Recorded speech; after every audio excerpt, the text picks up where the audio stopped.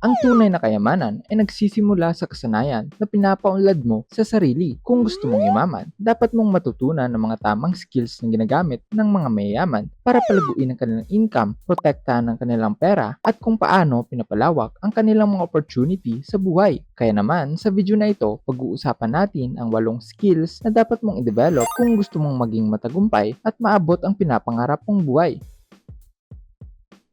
Kung hindi mo alam kung paano gumagana ang pera, paano ka yayaman? Ang financial literacy ay ang kaalaman sa paghawak, pag-invest, at pagpaparami ng pera. Kailangan mong matutunan kung paano gumagana ang budgeting, savings, investing, at debt management. Ang mga mayayaman, hindi lang kumikita ng malaki. Alam din nila kung paano ingatan at palaguin ang kanilang kita. Kapag hindi mo naiintindihan ang halaga ng interest rates, compounding, at inflation, malulugi ka sa maling desisyon. Simulan mong pag-aralan ng mga financial books, makinig sa podcast at panoorin mga educational videos tungkol sa pera. Dahil kung gusto mong maging mayaman, dapat mong kontrolin ang iyong pera, hindi ang pera ang kumokontrol sa'yo.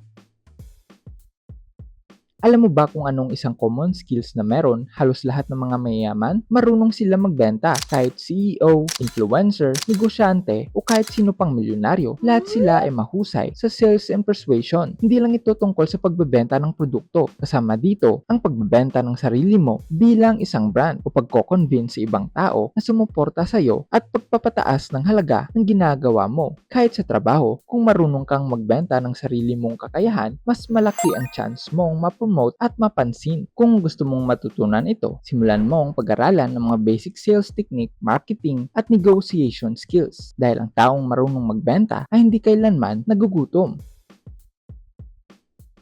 Ang mahirap kapag nagkapera, iniipon lang ito sa bangko. Pero ang mayaman, pinapagana ang pera para kumita pa ng mas maraming pera. Ito ang tinatawag na investing. At ito ang isa sa pinakamakapangyarihang skills na dapat mong matutunan. Pwede kang mag-invest sa stocks, real estate, negosyo, o iba pang asset na may potensyal lumago sa paglipas ng panahon. Pero tandaan mo hindi ito sugal. Kailangan mong pag-aralan kung paano gumagana ang investments para hindi ka matalo. Magsimula sa maliit, mag-research, at matutong mag-diversify. Ang goal ay hindi lang kumita, kundi magpayaman ng may disiplina at matalinong pagpapasya.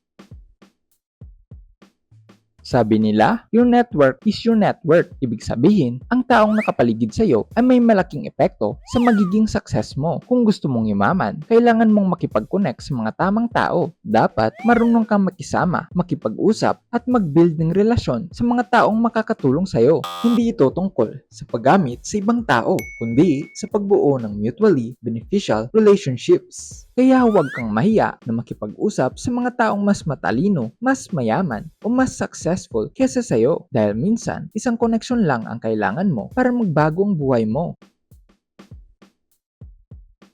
Ang tunay na kayamanan ay hindi nagmumula sa swerte, kundi sa disiplina. Maraming taong gustong yumaman, pero konti lang ang may sapat na disiplina para gawin ang kailangang trabaho. Madaling gumastos, madaling tamarin, madaling magbigay ng excuse. Pero ang mayayaman, alam nila kung paano kontrolin ang kanilang sarili. Kailangan mong matutunan ang delayed gratification, ang kakayang maghintay at magsakripisyo ngayon para sa mas malaking gantimpala sa hinaharap. Huwag kang matuksong gastusin agad ang kinita mo. Mag-invest, maghintay, magpursigi. Dahil sa dulo ng araw, hindi swerte ang magpapayaman sa'yo, kundi ang disiplina mong gawin ang tamang bagay araw-araw.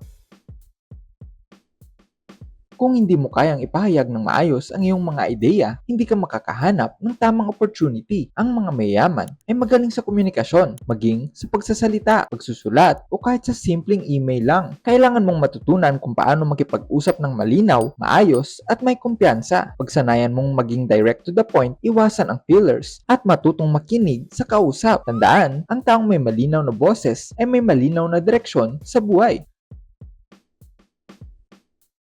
Ang mundo ay mabilis magbago tulad ng teknolohiya, ekonomiya at ang mga trending ay nag-iiba sa isang igla. Kung gusto mong yumaman, dapat mong i-develop ang adaptability o ang kakayang mabilis na makibagay at mag-adjust sa anumang sitwasyon. Maraming negosyo at trabaho ang nawala dahil sa hindi nila kayang sumabay sa pagbabago, pero mga taong yumayaman ay laging handang matuto ng bagong skills o gumamit ng bagong teknolohiya. Isipin mo ang mga negosyong hindi nag-adapt sa internet. Marami sa kanila ang nagsara, kaya Kaya kung gusto mong yumaman, huwag kang matakot sa pagbabago. Sa halip, gamitin mo ito bilang oportunidad para lumago.